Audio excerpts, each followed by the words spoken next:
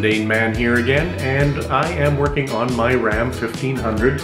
It's a 2012, and the dreaded money light came on. You know, that little yellow check engine light that comes on for any little anomaly that's going on. Usually it's in the emission system, and I'm going to use my Autel AL619 code reader and find out what's going on, and we can hopefully resolve this problem quickly.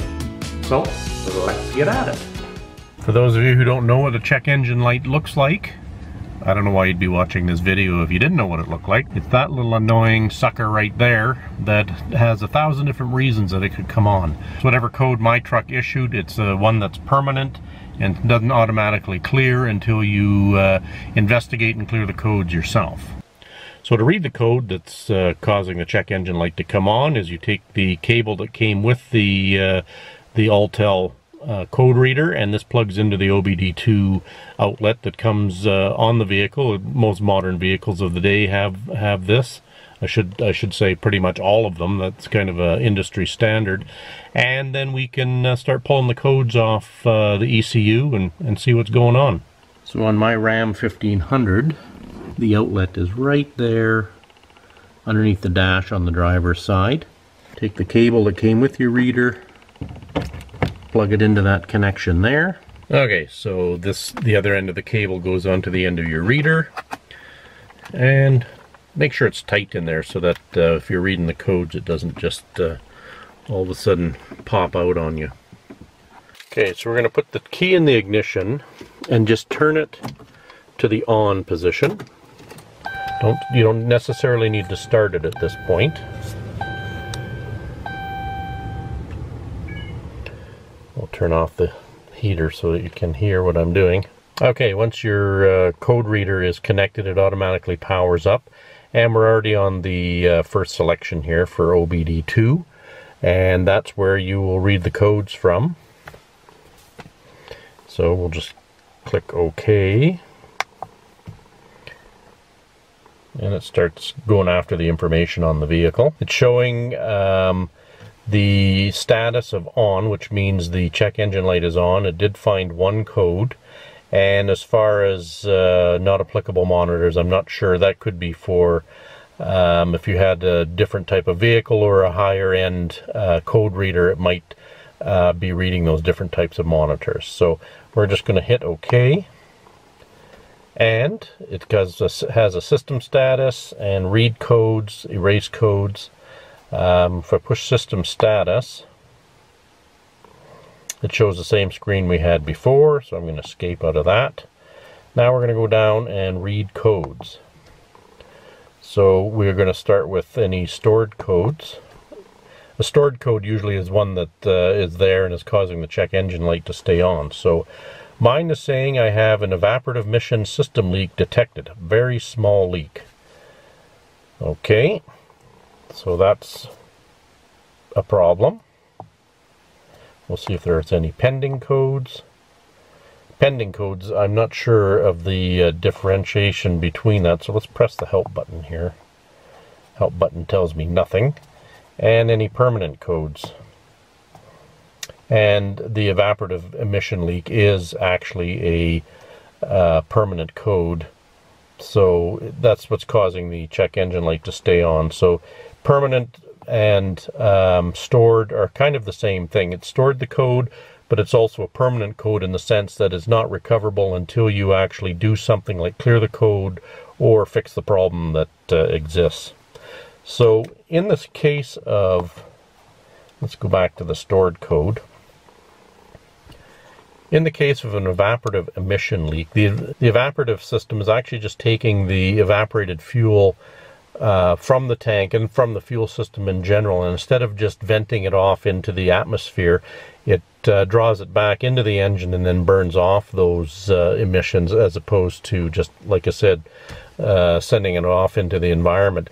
It is a closed loop system, so any leaks in that system will cause a check engine light and will not necessarily affect the performance of the vehicle, but it'll certainly be a troublesome code that you should deal with.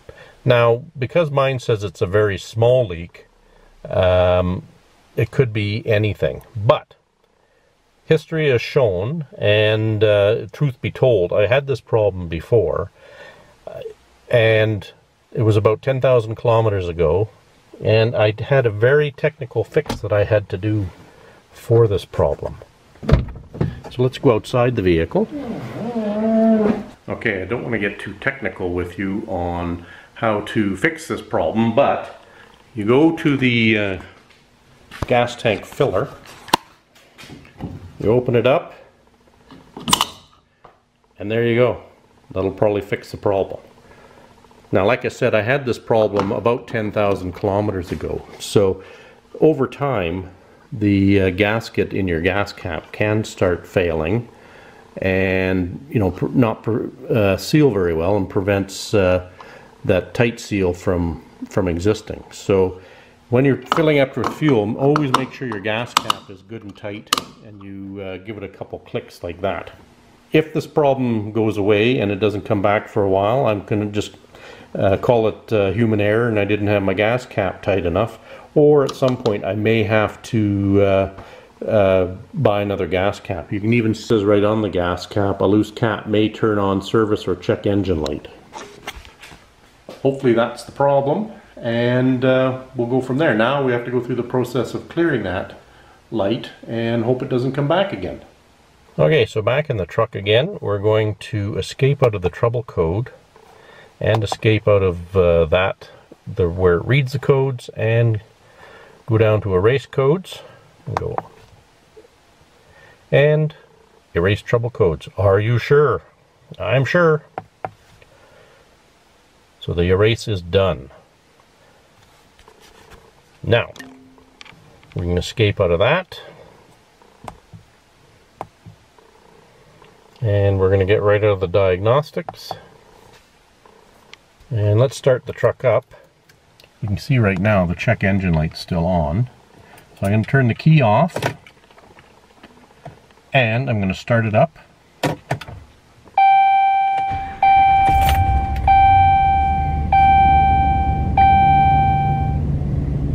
And voila, no check engine light. Okay, let's go back to the code reader. And we're going to check the codes again.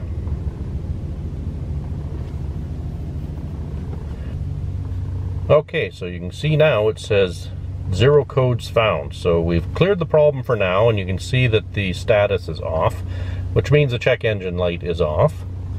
And we are good to go for now. Now the nice thing about this reader too is you can get some live data. So it'll give you a lot of the emission functions, things like O2 sensors and map sensor and stuff. It'll tell you a lot of information about that. Some of the information you need to have a lot of background and experience as a technician to understand the variables, and we'll just do a complete list here. You can see that the fuel system is in a closed loop with Sys1 and Sys2, which basically that means the vehicle's running at its most efficient, in the sense that it's warmed up, the operating temperature is normal, and it's operating at normal road conditions. And there's all kinds of different different readings you can get off of here. This is engine temperature. You get short and long fuel trim readings, which basically are, some of it's coming from O2 sensor information. You can see the map sensor there, what the idle RPM is right now, speed we're going. So there's all kinds of different information on the Autel. I think the main function of this thing, though, for me, is to be able to read codes and hopefully find out that it's a minor code and be able to erase the code. You can even, if your battery goes dead, you'll get a check engine light saying that battery voltage is low, and it's something that does not seem to clear on its own, so you have to do an erase code for that. This Autel is probably, it's a fairly basic model, but it only cost me, I'm going to say 150 bucks Canadian. It saves you going into a dealership or a service station to have the codes checked and erased. Well, there you go. That was another easy peasy fix, and hopefully that keeps the check engine light off. It was probably just my error in not making sure the fuel cap was tight enough, but if this happens again, I don't know, I can start off with just buying a new fuel cap and see if that makes the problem go away permanently. The next step would be to give the emissions a smoke test, and that way you can check all of the different pipes, hoses and connections to see if smoke escapes out of that.